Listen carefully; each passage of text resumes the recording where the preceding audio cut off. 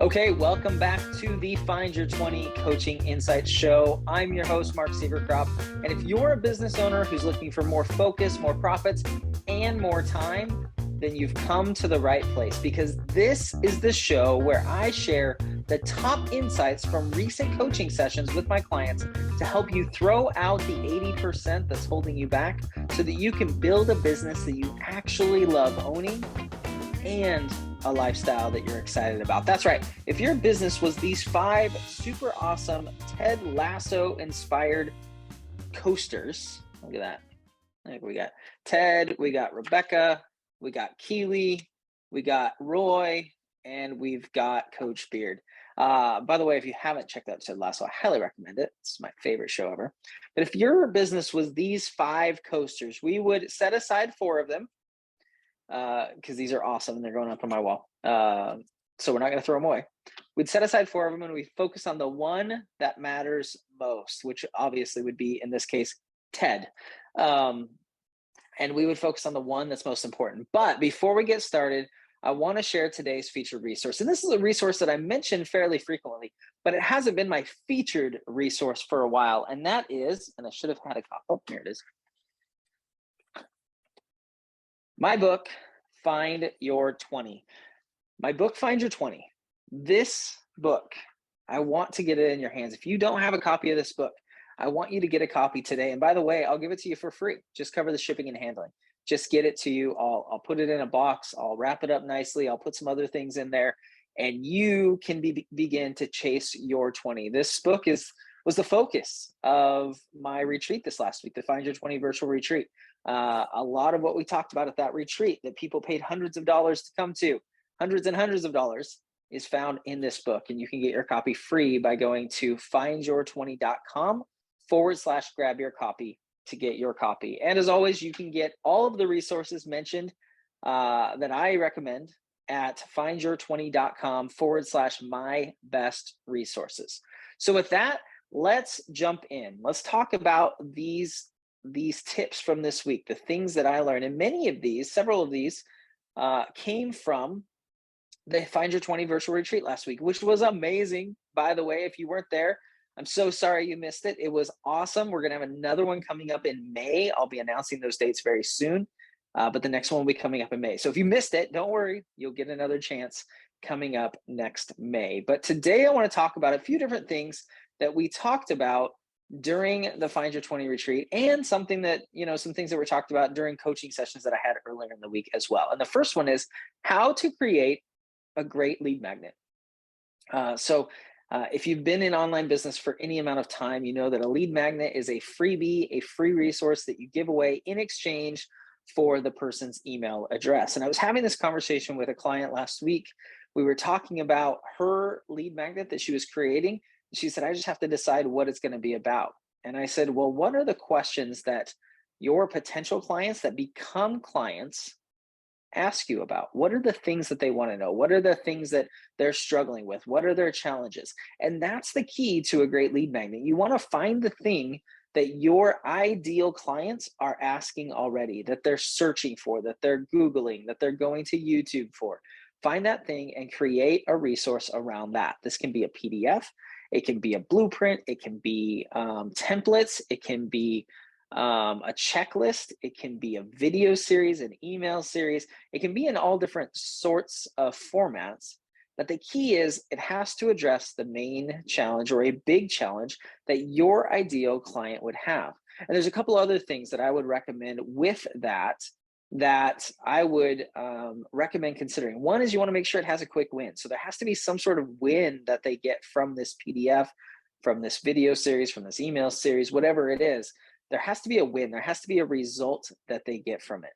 And the other thing that you want to make sure is not only is it the question that your ideal clients are asking, but it's the question that people that you actually want to work with and that actually have worked with you are also asking. Because one of the keys of a great lead magnet, everybody knows that it's to attract the right people, but there's another thing that it does as well. The second thing that a lead magnet does is that it rejects or what's another word? Repels people that aren't a good fit. You want certain people that aren't a good fit for what you do to look at the lead magnet and say, yeah, that's not for me, or I don't want that. Because you don't want, like, if they're not going to become a client, why get them on your list? Why market to them? Why promote to them? Why send them emails if it's not a good fit for them? You don't want to do that. You want to talk to people that don't want to be there. They're just going to unsubscribe or they're not going to buy. And we're in a business. And so as a business owner, you want to make sales, you want to have clients. Therefore, a good lead magnet will attract the right people and it will repel the wrong people. It will give them a quick win and it will answer their biggest challenge or a big challenge, a burning challenge or question that they have, so that they want to give you their email address. And the final thing that a lead magnet is going to have, I didn't intend this to become like 5 things you need in a lead magnet, but that's what it's become. The final thing that a great lead magnet will have is it'll have a call to action. It'll have an invitation at the end of it for the next step. What is the next step you want them to take? Is it to book a call with you? Is it to purchase a product? Is it to watch a video or read a blog post or email you and give you some feedback? Whatever it is, whatever that next step that you want your potential clients to take on their road to becoming a client, that is what you want to invite them to do at the end of your lead magnet. So was that 5 things? Let's see. Answer the biggest question. You want it to attract people. You want it to repel the wrong people. You want it to have a quick win, and you want it to have a call to action at the end. So that's 5 things on how to create a great lead magnet. Like I said, I didn't intend this to be 5 things on how to create a great lead magnet, but maybe it is. Maybe I should create a lead magnet on the 5 things you need in a lead magnet. No, I'm just kidding. I'm not going to do that. It's my ideal clients. That's not their big burning question. They do want to know about it, but it's not their big burning question. All right, number 2. This came up during the retreat.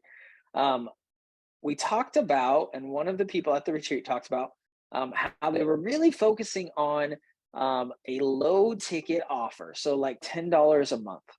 And their goal was to build their business around this $10 a month product. And we had a conversation about it. And I said, look, I would strongly recommend that you not build your business around that. And I had to clarify because I have the Hidden 20 Audio Mastermind, which is $4.99 a month. It's a very low ticket offer. And I had to clarify, I had to say, look, that is not what I'm building my business around. I never intend for that product to be the major, majority revenue generating thing in my business. I just don't intend it to be. That's not what it is within my business model. By the way, if you're interested in that, you can find it at findyour20.com/hidden20, hidden the number 20. And you can learn more about that. I would love to have you there. I'm sharing awesome tips and tactics and strategies just like this, but I'm sharing them every single day, every single weekday. And it's really awesome. So if you haven't done that, I would highly recommend it.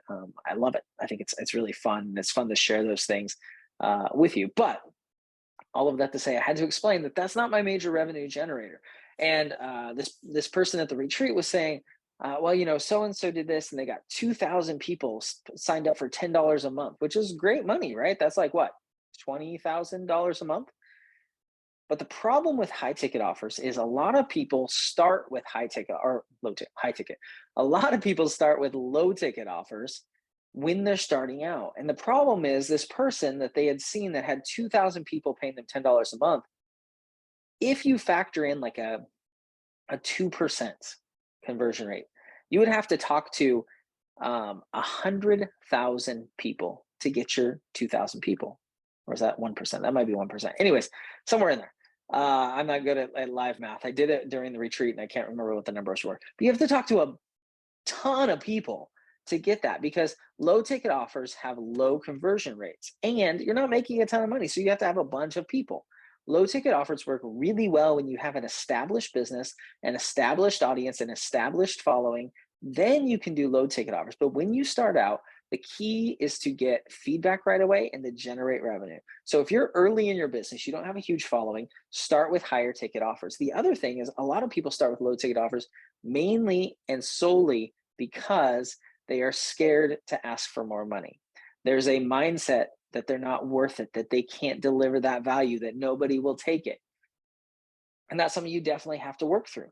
But think about it. If I'm selling something for $10 a month, that's $120 a year. If I sell one person a $1,000 coaching package, that's worth 10 people buying that $10 a month if they stay the entire year. If I sell one person at 5,000, that's like 50 people. Like it's a lot. It's a lot.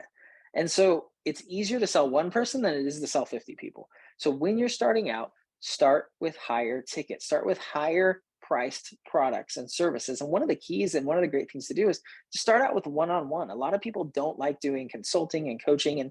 And this person at the retreat, that was kind of the same way. They're like, well, I don't want to get stuck in doing done for you or done with you, those types of things. And I said, but the key is at the beginning, getting that feedback is invaluable. Getting one-on-one feedback from working with somebody allows you to create your process, create your methodology that will help you in longer term to create a lower ticket product that you can sell one to many, that you can sell as a mass product. But you have to get that information first, and you have to generate the revenue. If you're just starting out, if you're just getting into your business, it's easier to sell one person or 5 people or 10 people on $1,000, a $2,000, a $5,000, a $10,000 coaching, consulting, done with you, done for you service than it is to sell 1,000, 2,000, 5,000 people on a low ticket offer, because you just don't have the traffic. You just don't have the people in most cases. So unless you have a big audience, a big following, a big email list, I would recommend that you start with high ticket offers, that you start with things that cost more, because it's easier to make 1 or 2 sales and you can build your reputation, you can create your process. And then once you have that audience, once you have that following, then you can go back and do the low ticket offers. All right. The third thing I wanted to address real quick was another thing that came up at the retreat, which is a reluctance to promote ourselves. And I think a lot of us feel this, and I've talked about this in various aspects during the podcast in various episodes. But if you don't toot your own horn, no one else will. If you don't promote yourself, no one else is going to. I think a lot of times we feel like, well, the work's going to speak for itself. Or as Kevin Costner's character would say, or character heard in Field of Dreams, if you build it, they will come. That's not true. If you build it and you promote it, then they will come. If you look at the best businesses, if you look at the successful businesses, it's because they promote themselves. It's because they sell themselves. It's because they market the thing. It's because they sell the thing.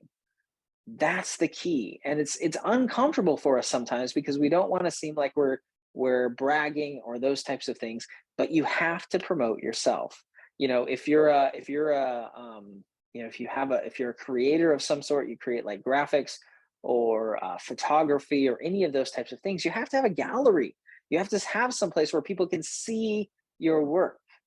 If you're an author, you have to promote your book. That's why the featured resource for today's episode is my book, Find Your 20, because I promote it. I have to promote it. I remember hearing Robert Kiyosaki say one time that on the front of his book, it doesn't say the best writing author. It says the best selling author.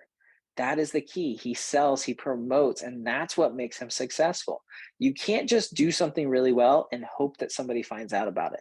Nobody should want to be the best kept secret in their industry or the best kept secret in their town. You want everybody to know about it because that's how you become successful. That's how you help more people, is by promoting yourself. Now, I'm not saying be over the top and be a jerk about it and be arrogant and all of those things, but you have to be willing to say, here's what I do.